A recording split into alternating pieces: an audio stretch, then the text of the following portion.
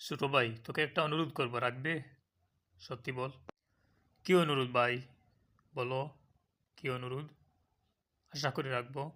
আচ্ছা, এই যে আমার মাথার উপরে যেটা দেখতে পাচ্ছিস, সেটা কি? ভাই, এটা তো টুপি। আচ্ছা ভাই, এটা পরলে কি হয় ভাই? এটা হচ্ছে সুন্নত। তো এটা পরলে অনেক সওয়াব হয়। বুঝলা ভাই? হ্যাঁ, সত্যি বলছি, এটা বললে অনেক সওয়াব হয়। যতক্ষণ পর্যন্ত এটা মাথায় রাখবা, ততক্ষণ পর্যন্ত নেকি জমতে থাকবে তোমার আমলনামায়। বুঝেছেন ভাই? ভাই, কি কইতেছেন? এটা কি সত্যি? সত্যি যদি হয় তাহলে আমিও তোমার মতো এখন থেকে মাথায় টুপি পরবো। হ্যাঁ ভাই, আমি চাই তুমি এটা ধরে রাখো, আমার মতো তুমিও মাথায় একটা টুপি দাও।